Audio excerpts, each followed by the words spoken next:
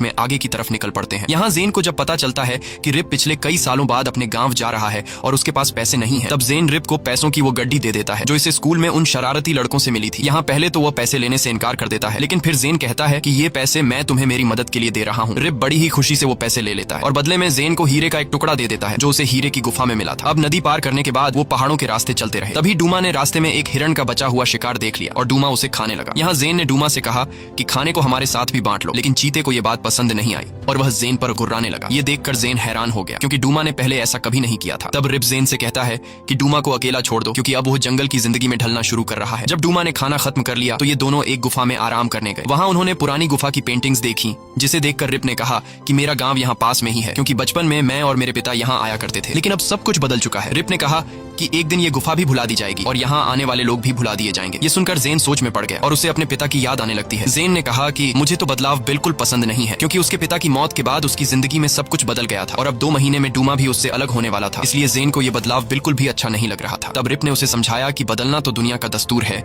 इसे रोका नहीं जा सकता, लेकिन जरूरी नहीं कि हर बदलाव बुरा हो। देखो, उसी बदलाव की वजह से तुम आज एक मजबूत और हिम्मत वाले लड़के बन गए हो और डूमा भी एक पालतू जानवर से बदलकर जंगल के तरीकों में ढल रहा है। अगली सुबह ये दोनों गुफा से निकले और एक बड़े घास के मैदान तक पहुंचे जहां दूर से रिप ने अपना गांव देखा। गांव को देखते ही रिप और जेन दौड़कर गांव की तरफ बढ़ने लगे, लेकिन तभी अचानक मक्खियों के एक झुंड ने इन पर हमला कर दिया। अब यहाँ रिप खुद की बिना परवाह किए अपनी शर्ट निकालकर जेन को पूरी तरह से ढक लेता है, जिस वजह से सारी जहरीली मक्खियां रिप पर बैठ जाती हैं और उसे काट लेती हैं। मक्खियों के जहर से रिप की हालत खराब होने लगती है। कुछ देर बाद रात हो जाती है। अब यहाँ रिप जैसे तैसे हिम्मत जुटाकर आगे बढ़ने की कोशिश करता है, लेकिन उसके शरीर में जहर फैलने के कारण उसकी आंखें बंद होने लगती हैं और कुछ देर बाद रिप की हालत इतनी खराब हो जाती है कि वो अपने हाथ पैर तक भी हिला नहीं पा रहा था। तभी यहाँ तेज बारिश शुरू हो जाती है और अंधेरे में शिकारी जानवर घूमने लगते हैं। अब यहाँ जेन ने कुछ लकड़ियां और सूखी घास इकट्ठा करके आग जलाई ताकि ये दोनों शिकारी जानवरों से बच सकें। कुछ देर बाद बारिश भी रुक जाती है, लेकिन रिप की हालत अब और ज्यादा खराब होने लगी थी, इसीलिए जेन फैसला करता है कि वो रिप के गांव जाकर वहां से मदद लेकर आएगा। जेन ने डूमा से कहा कि मैं मदद के लिए जा रहा हूं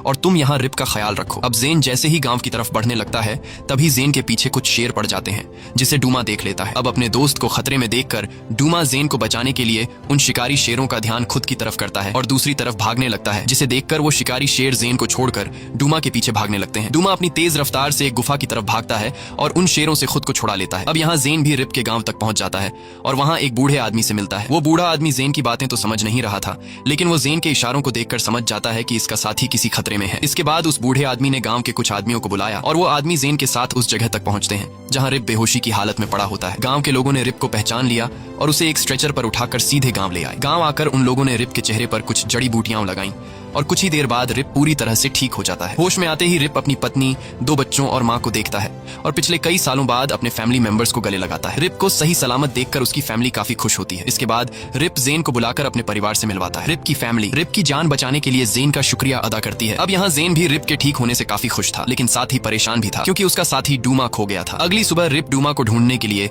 गाँव छोड़कर जंगल में चला जाता है, जहाँ उसे डूमा कहीं पर भी दिखाई नहीं देता। लेकिन कुछ दूर आगे जाकर वह 2 चीते देखता है जो एक हिरण का शिकार कर रहे थे। उनमें से एक डूमा था, जिसे जेन ने तुरंत पहचान लिया। अब डूमा पूरी तरह जंगल का हिस्सा बन चुका था और वो अपने साथियों के साथ काफी खुश था। यह देखकर जेन को अपने पिता की बात याद आती है कि डूमा को उसके असली घर में ही जीने देना चाहिए। अब यहाँ दुखी मन से जेन अपने दोस्त को जंगल में छोड़कर जाने लगता है, लेकिन तभी डूमा दौड़ते हुए जेन के पास आता है और जेन को प्यार से अपनी जबान से चाटने लगता है। जेन भी डूमा को गले लगा लेता है और आखिरी बार अपने दोस्त को अलविदा बोलकर कहता है कि मैं तुम्हें कभी नहीं भूलूंगा। अब यहाँ जेन डूमा को जंगल में छोड़कर वापस आने लगता है। तब रिप दोनों दोस्तों को जुदा होते हुए देखता है। जेन की आंखों में आंसू आ रहे थे। रिप जेन को अपने पास बुलाता है और कहता है कि तुम्हें अब घर वापस लौटना चाहिए क्योंकि तुम्हारी माँ तुम्हारा इंतजार कर रही होगी। अगले सीन में हम जेन की मॉम को देखते हैं जो अपने फार्म पर काम कर रही होती है। जेन की मॉम आज भी इस उम्मीद में थी कि उसका बेटा वापस आएगा। तभी मोटरसाइकिल पर जेन आकर दूर से हाथ हिलाकर अपनी माँ को हेलो करता है। यह देखकर जेन की मॉम को लगता है कि शायद यह उसका वहम है क्योंकि उसे हमेशा जेन के वहम आया करते थे। लेकिन जब जेन अपनी माँ की तरफ बढ़ने लगता है तब पास आकर जेन की माँ समझ जाती है